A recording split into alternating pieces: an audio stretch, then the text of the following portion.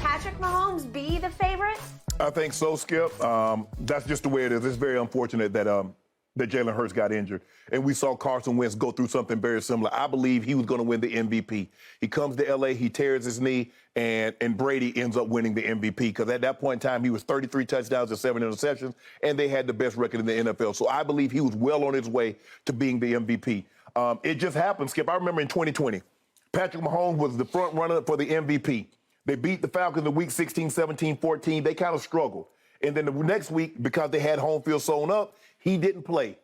And lo and behold, Aaron Rodgers, they beat the Titans. 40-14, he throws 4 touchdowns. Come back the following week, beat the brakes off the Bears, he throws another 4 touchdowns. So 8 touchdowns, 1 pick later, he plays the final game. Mahomes sits, MVP goes to, yep, you guessed it, Aaron Rodgers. So that's just the way it is. It seems to me that the voters really punishes players that don't play the entire season for whatever reason. Skip, it's like the man only missed 1 game. Yep. They make it seem like the man missed like 7 or 8 games. But Mahomes was 38 touchdowns, 6 picks, 4,700 yards. Rodgers was 48 touchdowns, 5 picks, 4,300 yards. Now through 14 games, Mahomes leads the league in passing yards, passing touchdowns, total touchdowns, yards per game, and QBR. Okay. And he's doing it without Tyreek. We see the numbers Tyreek's putting up. So they're like, well, man, if you interject, just say 800 of those yards, man, Patrick Mahomes is already at 4,300 yards. So I believe it's his MVP to lose now because I believe with Jalen Hurts is going to miss a game, maybe 2.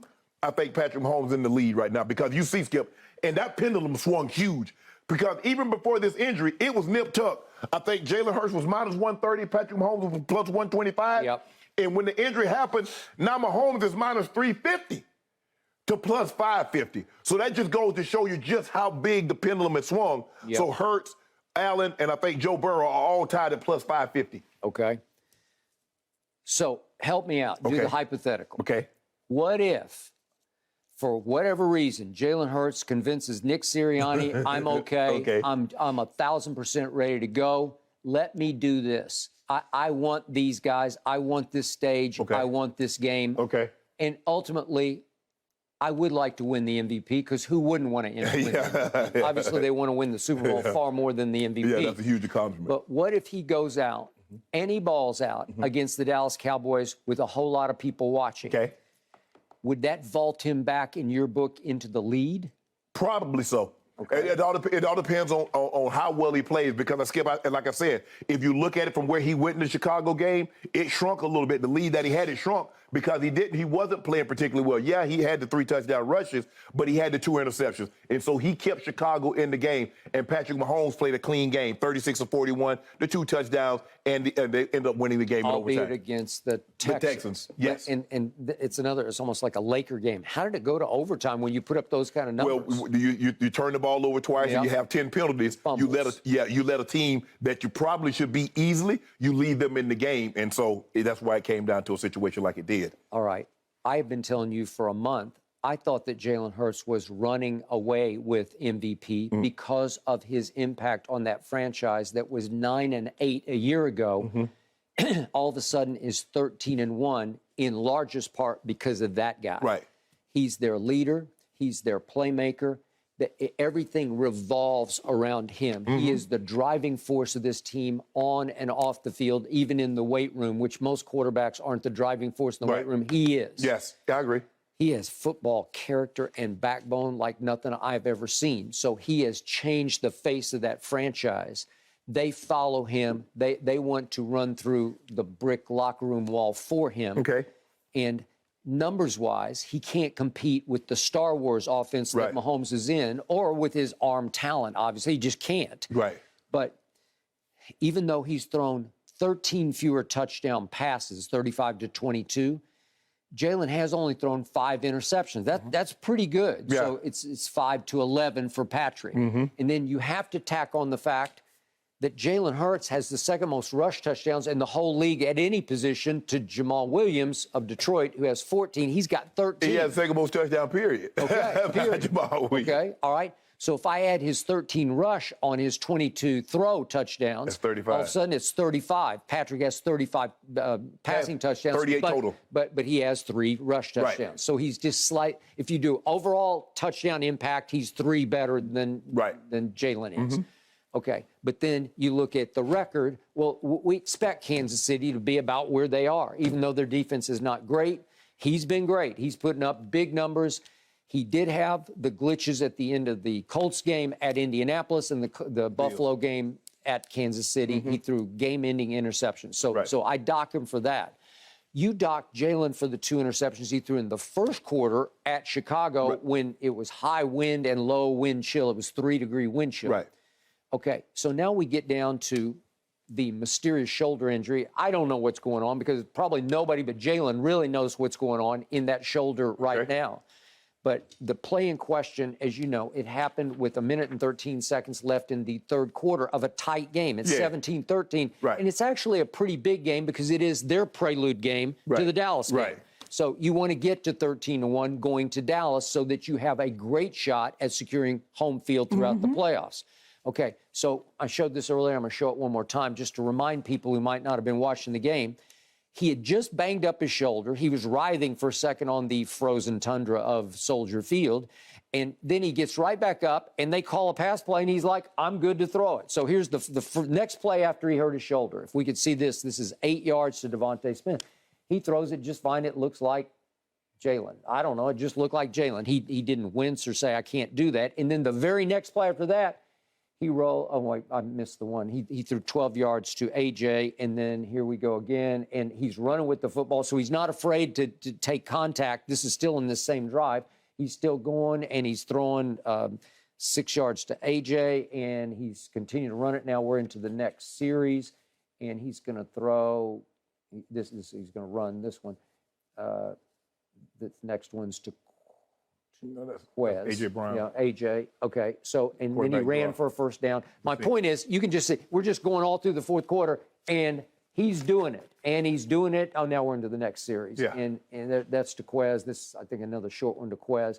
And then now we're about to come up to the big throw of the game, and he's got the banged-up shoulder, but he goes, what is it, 68 yards? Yeah, 68 yards to A.J., and that sets up the touchdown that he's going to say, I got this. I got a banged-up shoulder, but I got this. And then he runs the 2-point conversion, and he's going to run it a little sort of off tackle. It was going to be a sneak. I think he said, I just got this over here.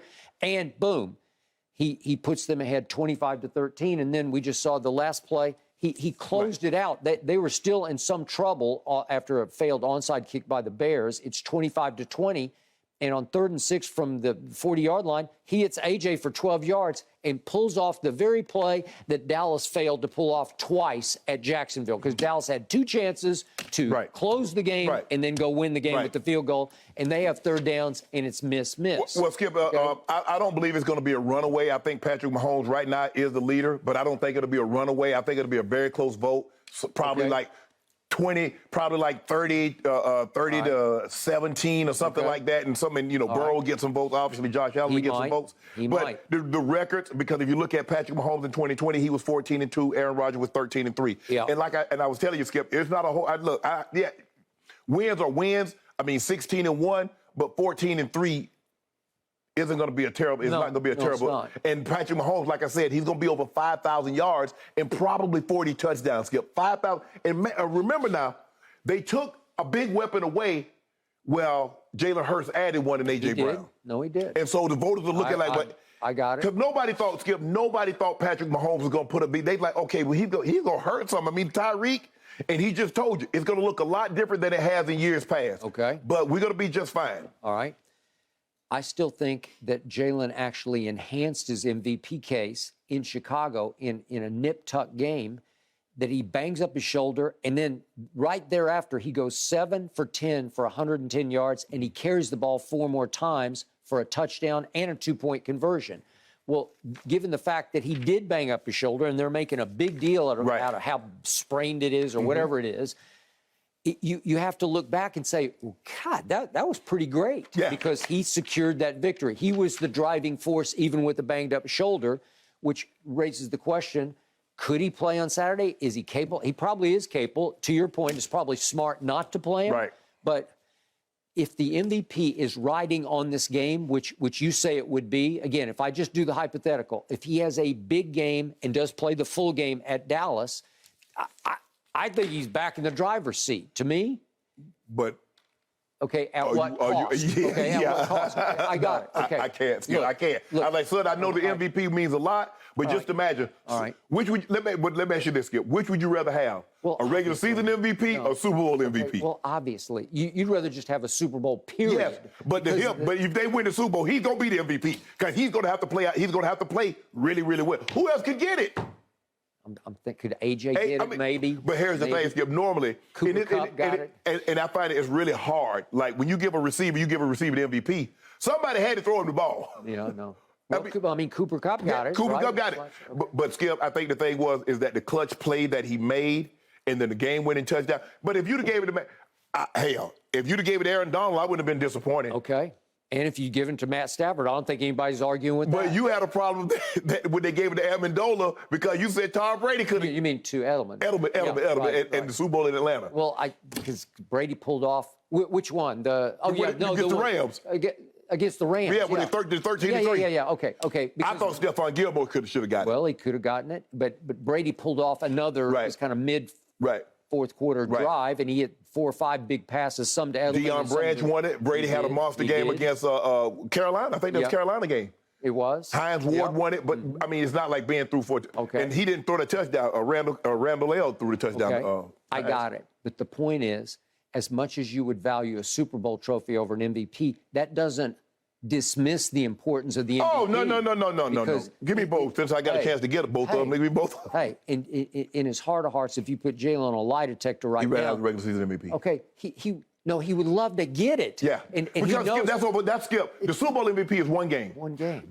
He's like, I was the best player for 17 games for an entire NFL season. Yeah. Your boy was the best. Hey, it was remarkable too because they've been, again, they were 9-8 a year ago. They're 13-1. You have acknowledged them for a month as the best team in pro football. Yes. And he's the best player on the best team. Yeah. And I root for him even as a Cowboy fan just because I like him so much and I like the way he plays and I love the way he carries himself as a man. That's what I love. And Skip, nobody had Jalen Hurts winning the MVP when they drafted him. If Philly going to go lie and say, we thought, no.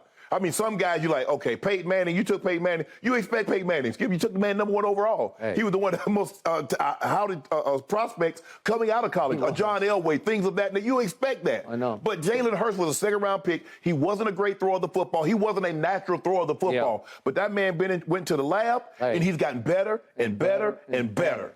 And you want to talk about resume?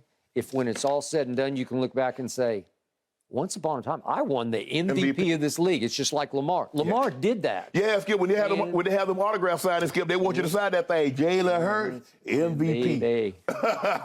Hey, you know, the inscription, Skip, you have to pay extra for inscription. Yeah, man. Yeah, I know. Yeah. Yeah, man, they had me sign what they want. Skip and Shannon Undisputed, Club Shay, Hall of Fame 2011, back-to-back Super Bowl. They wanted all my stuff. I'm like, dude, do you want my Social Security number on here? And the cheapest one is Skip and Shannon Undisputed. No, they do have to pay for that. They have to pay for that too. But it's all they wanted all that on a helmet. Hell, I'm like, what kind of helmet you think? I don't know. You think I got a NASCAR helmet? I don't know. Oh, that's space. I need to get myself one of those helmets. My trophy case is lacking. Guys, there's a fabulous New York Times article about Jalen out right now. Born for the Storm is the headline. See if he can indeed go on Saturday. Thanks for watching, Undisputed fans. Subscribe here to get the very latest from Skip and Shannon. Plus, go watch a few segments from our other shows on FS1.